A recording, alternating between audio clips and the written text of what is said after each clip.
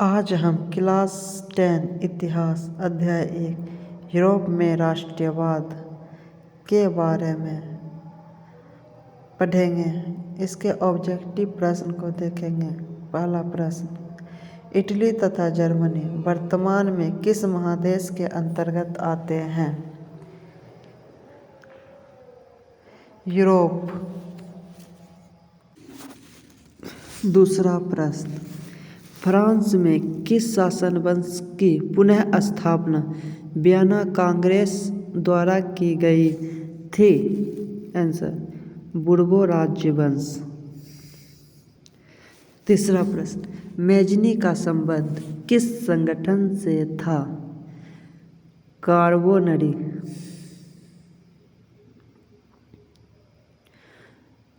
अगला प्रश्न, इटली एवं जर्मनी के एकीकरण के विरुद्ध निम्न में कौन था? ऑस्ट्रेलिया।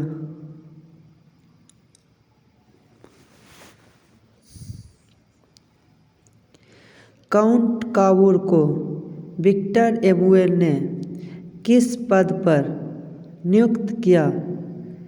प्रधानमंत्री।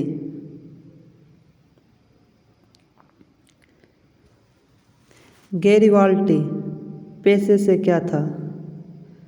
नाविक।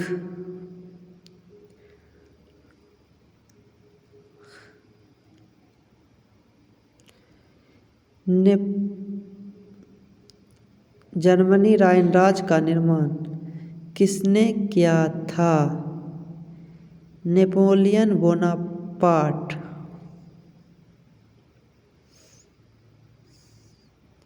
जालबेरिन कैसी संस्था थी? जालबेरिन कैसी संस्था थी? व्यापारियों की।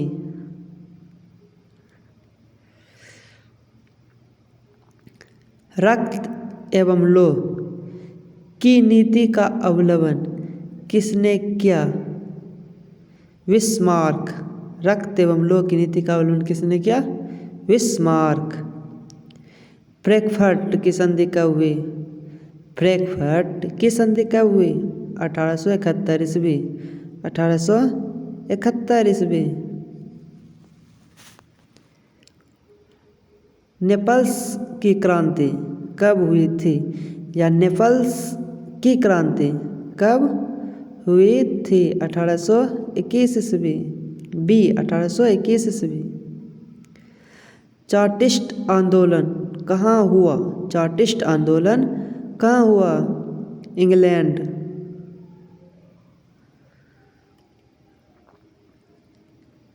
यूनान को एक स्वतंत्र राष्ट्र घोषित किया गया था।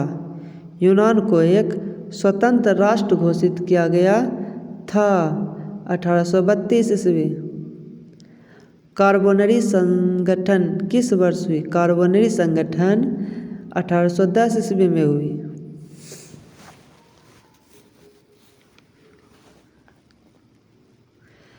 एड्रियानोपुल की संधि कब हुई? 1829 ईस्वी। एड्रियानोपुल की संधि कब हुई? 1829 ईस्वी।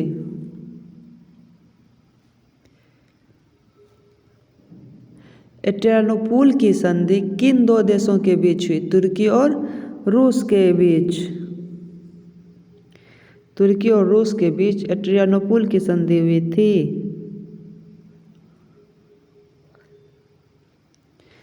सेडोन का युद्ध किनके बीच हुआ? सेडोन का युद्ध फ्रांस और पर्सा के बीच हुआ था। सेडोन का युद्ध फ्रांस और पर्सा के बीच हुआ था।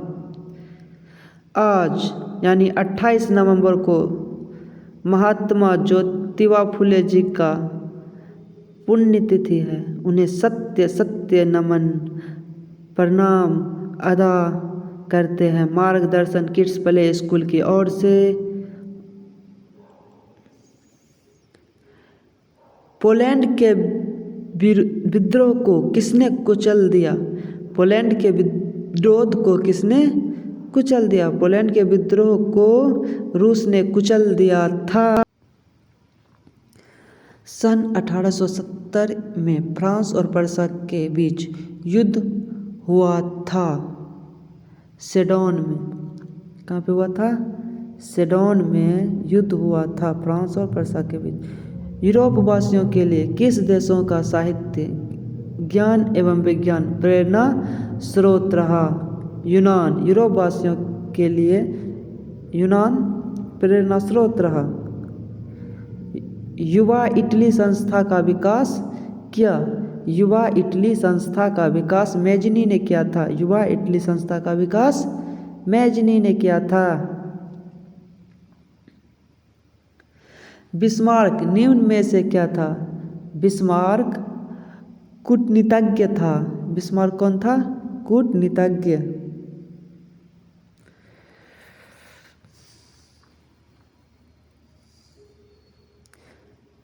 सिडनिया पिरामाउंट का शासक कौन था? सिडनिया पिडमाउंट का शासक विक्टर एमुएल था। सिडनिया पिडमाउंट का शासक विक्टर एमुएल था।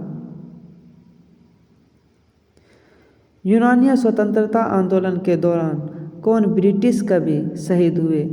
यूनानिया स्वतंत्रता आंदोलन के दौरान कौन ब्रिटिश कवि शहीद हुए? Lord Byron. Lord Byron. Zollverein की स्थापना किस राज्य ने की?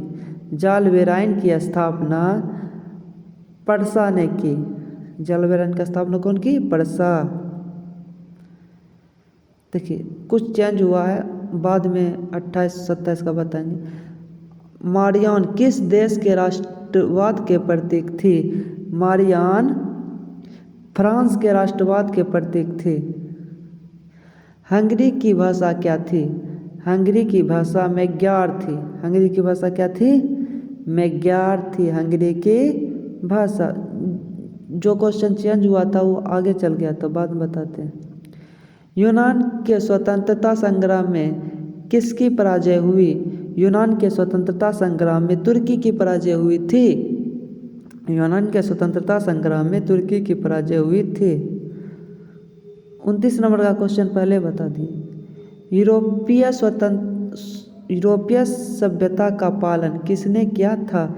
यूरोपीय सभ्यता का पालन यूनान ने किया था।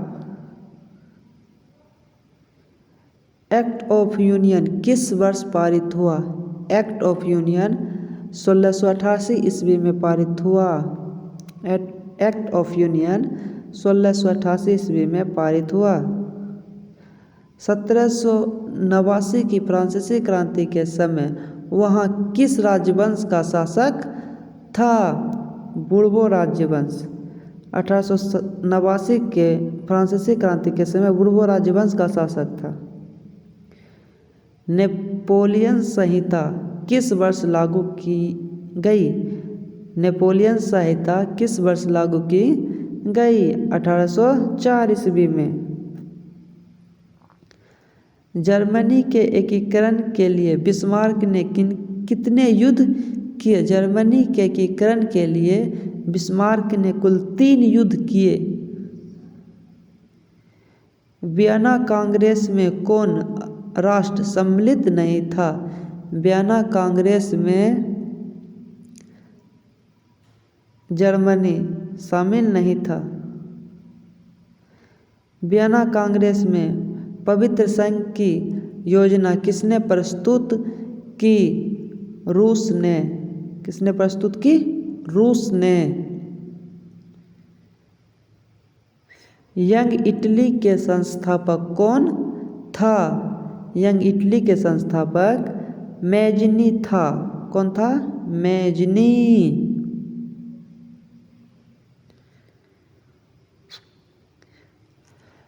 फ्रांस के किस राजा ने कहा था, अंग्रेजी राजा की भांति शासन करने की अपेक्षा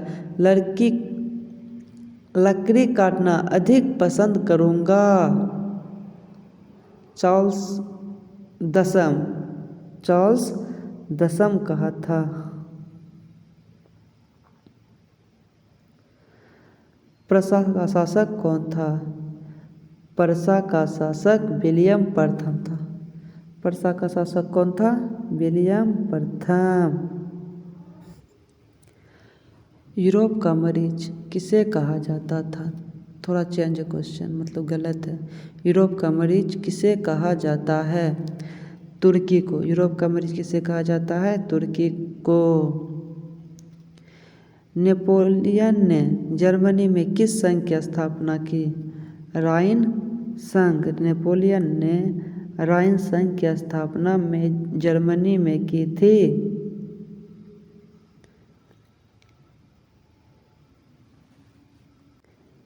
किस संधि द्वारा स्वतंत्र यूनानी राष्ट्र की स्थापना हुई? एड्रियानोपुल की संधि।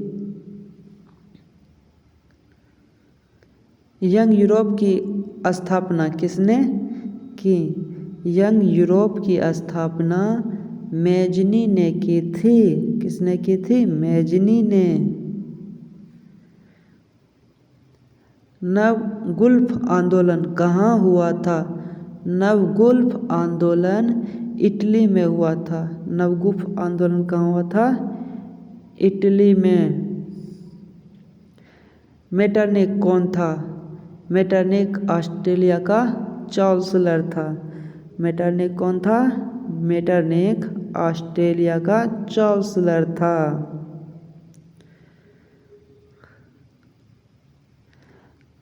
कार्बोनरी की स्थापना किस वर्ष हुई थी? कार्बोनरी की स्थापना 1810 ईस्वी में हुई थी। 1830 की क्रांति के बाद फ्रांस में किस प्रकार का शासन स्थापित हुआ? निरंकुश राजतंत्र। निरंकुश राजतंत्र। लाल कुर्ती नामक संस्था का गठन किसने किया था? लाल कुर्ती नामक संस्था का गठन गैरिबाल्डी ने किया था। किसने किया था? गैरिबाल्डी। राष्ट्रवाद की अवधारणा का जन्म किस घटना से माना जाता है? पुनर्जागरण।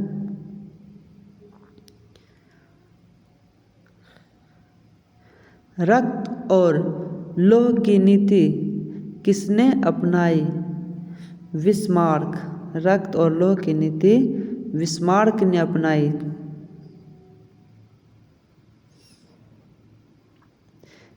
किस युद्ध के बाद जर्मनी का एकीकरण पूरा हुआ? सेडोवा का युद्ध। किस युद्ध के बाद? सेडोन युद्ध। किस संधि द्वारा जर्मनी का एकीकरण पूरा हुआ? किस संधि द्वारा जर्मनी का एकीकरण पूरा हुआ? फ्रैंकफर्ट की संधि। आज का लास्ट प्रश्न, जर्मनी एवं इटली के एकीकरण के समय फ्रांस का शासक कौन था? नेपोलियन तृतीय। आपको यह वीडियो कैसा लगा प्लीज़ शेयर करें।